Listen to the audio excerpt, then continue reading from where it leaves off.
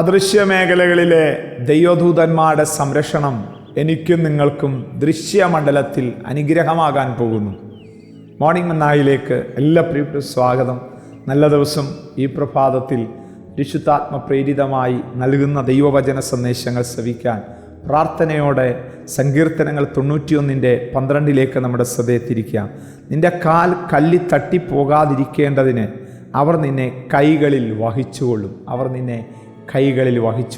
ആരും നിനക്ക് സഹായത്തിനില്ലെങ്കിലും നീ ആശ്രയിക്കുന്ന ദൈവം ശക്തന്മാരായ ദൈവദൂതന്മാരെ സഹായത്തിനായിട്ട് എനിക്കും നിനക്കും വേണ്ടി നിയോഗിക്കുമെന്ന് പറഞ്ഞാൽ ആമേൻ പറഞ്ഞേറ്റെടുക്കാമോ?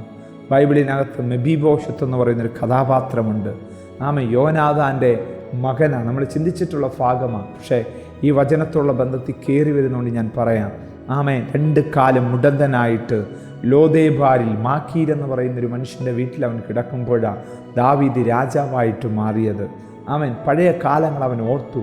അപ്പോഴാണ് യോനാഥാൻ തന്നെ സ്വന്തം പ്രാണനെപ്പോലെ സ്നേഹിച്ചത് താൻ ഓർത്തിട്ട് അവൻ്റെ കുടുംബത്തിനകത്ത് അവനെ മാനിക്കത്തക്ക വിധത്തിൽ, അവനെ ആദരിക്കത്തക്ക വിധത്തിൽ ആരെങ്കിലും ഉണ്ടോ എന്ന് ചോദിക്കുകയും ആമേൻ മെബീബോശത്തുണ്ടെന്ന് മനസ്സിലാക്കുകയും ചെയ്ത് മെബീബോശത്തിനെ കൊണ്ടുവന്ന് ആമേൻ തൻ്റെ മക്കളായ രാജകുമാരന്മാരുടെ ഒപ്പം ഇരുത്തി ആമേൻ അവിടെ മാനിക്കുന്നൊരു സന്ദർഭം തിരുവചനത്തിനകത്ത് നമുക്ക് കാണുവാൻ കഴിയും. പ്രിയ ദൈവ പൈതലെ, അർഹതയില്ലാത്ത സ്ഥാനത്ത് ദൈവത്തിൻ്റെ ഒരു മാന്യത ഈ നാളുകളിൽ ഞാൻ നിങ്ങളും അനുഭവിക്കാനായിട്ട് പോവുകയാണ്. വായിച്ച വചനത്തിലേക്കൊന്ന് നോക്കിയേ. നിൻ്റെ കാൽ കല്ലി തട്ടിപ്പോകാതിരിക്കേണ്ടതിന് എന്ന് വെച്ചാൽ അതിൻ്റെ അർത്ഥം എന്താ? വഴിയിൽ പതിയിരിക്കുന്ന പോരികളുണ്ട്, വഴിയിൽ പതിയിരിക്കുന്ന അനർത്ഥങ്ങളുണ്ട്. നീ നടക്കുമ്പോൾ നിനക്കത് അറിയത്തില്ല, പക്ഷേ നീ സേവിക്കുന്ന ദൈവത്തിന് അതറിയാം കേട്ടോ. ആമേൻ, ഹല്ലേലൂയ. ദാവീദ് രാജാവായതിനു ശേഷം പല സന്ദർഭങ്ങളിൽ ശത്രുക്കളുടെ മുമ്പിൽ അവൻ ജയം പ്രാപിക്കും നമുക്ക് കാണുവാനായിട്ട് കഴിയും. അവിടെ എല്ലാം നമ്മൾ കാണുന്നത് ഇങ്ങനെയാണ്. അവൻ ദൈവത്തോട് ആലോചന ചോദിച്ചിട്ട് മുന്നോട്ട് പോകാനായിട്ടിടയായിത്തീർന്നു. ഫെലിസ്ത്യരുമായിട്ടുള്ള യുദ്ധമാണ് പല സന്ദർഭങ്ങളിൽ ദാവീദിന് നേരിടേണ്ടതായിട്ട് വന്നത്. എന്നാൽ ഓരോ വട്ടവും ദൈവം പറയുന്ന നിയോഗത്തിനനുസരിച്ച് അവൻ ചുവട് വെച്ചപ്പോൾ അവൻ വിജയിക്കുവാനായിട്ട് ഇടയായിത്തീർന്നു. നിൻ്റെ കാല് കല്ലി തട്ടിപ്പോയാൽ വീഴ്ച സംഭവിക്കും കുഞ്ഞെ. വീണു പോകാൻ സാധ്യതയുണ്ട്. നീ വീഴുന്നത് നിൻ്റെ ദൈവത്തിന് ഇഷ്ടമല്ല. കാരണം നീ ആശ്രയിക്കുന്ന ദൈവം വീഴാതെ വണ്ണം നിന്നെ സൂക്ഷിക്കുന്ന ദൈവമാണ്. ആമേൻ. അവർ നിന്നെ കൈകളിൽ വഹിക്കും. വിശ്വസിക്കാമോ? ഞാൻ നിങ്ങളും ദൈവത്തിൻ്റെ കരങ്ങളിൽ സേഫാണ്. ഈ പാത വിട്ട് പോകരുത് കേട്ടോ. ഈ വഴി വിട്ട് പോകരുത്. ബാലാക്കെന്ന് പറയുന്ന മനുഷ്യൻ, ബിലയാമെന്ന് പറയുന്ന ദൈവത്തിൻ്റെ പ്രവാചകനെ ഇസ്രായേൽ മക്കളെ ശപിക്കാൻ കൊണ്ടുവന്നതാ കൂലി കൊടുത്ത്. പക്ഷേ അവൻ്റെ അധരത്തിലൂടെ അനുഗ്രഹത്തിൻ്റെ പദങ്ങൾ മാത്രമാണ് വന്നത്. എന്താ കാരണം? അവർ അനുഗ്രഹിക്കപ്പെട്ടവരായിരുന്നു. ശപിക്കാൻ പറ്റത്തില്ല. നിന്നെ ശപിക്കുന്ന ശാപവാക്കുകൾ തന്നെ. യെസ്, ഈ വാക്ക് ഞാൻ പറയുമ്പോൾ ദൈവാത്മാവിനോട് നിർബന്ധത്താൽ പറയാൻ പറയുന്നു.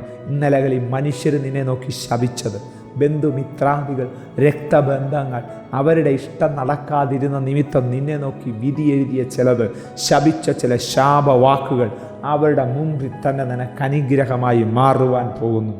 ആമേൻ പറഞ്ഞ് സന്ദേശം ഏറ്റെടുക്കണം. അവർ നിന്നെ കൈകളിൽ വഹിച്ചുകൊള്ളും. ദൈവദൂതന്മാർ നിന്നെ കൈകളിൽ വഹിക്കും.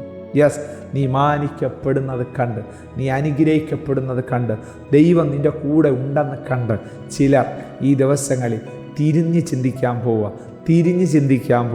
അനർത്ഥത്തിനായിട്ടല്ല, നന്മയ്ക്കായിട്ട് ചിന്തിക്കാൻ പോവുക. ആ ദൈവകരങ്ങൾ ഈ പ്രഭാതം നമുക്ക് ഏൽപ്പിച്ചു കൊടുക്കാം. പറയാം, എന്നെ കർത്താവെ അവിടുന്ന് കയ്യിൽ താങ്ങണമേ.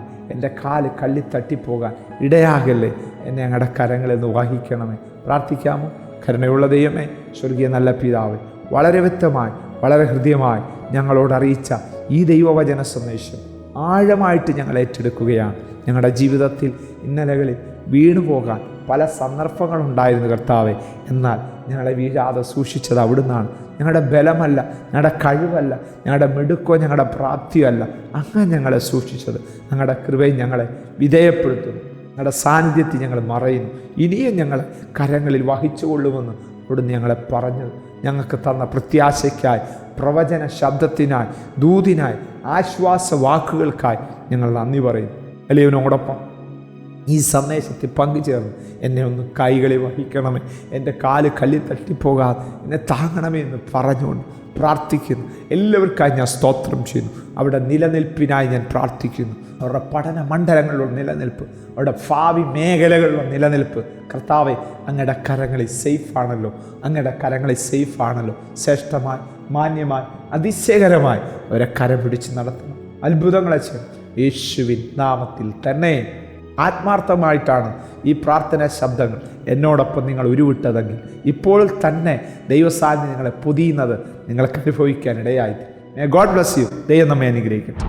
Praise the Lord. മോർണിംഗ് മന്ന സന്ദേശം ശ്രവിച്ചുകൊണ്ടിരുന്ന എല്ലാ ദൈവമക്കൾക്കും സ്നേഹവന്ദനം. പാസ്റ്റർ ബിനു വട്ടപ്പാറ. ഈ ദൈവവചന സന്ദേശങ്ങൾ തുടർമാനമായി ലഭിക്കുന്നതിനായി 9745600023 എന്ന വാട്സാപ്പ് നമ്പറിൽ ബന്ധപ്പെടാവുന്നതാണ്. നമ്പർ ഒരു പ്രാവശ്യം കൂടി ആവർത്തിക്കുന്നു: 97 45 60 00 23. ദൈവം നമ്മേവരെയും അനുഗ്രഹിക്കട്ടെ. God bless you.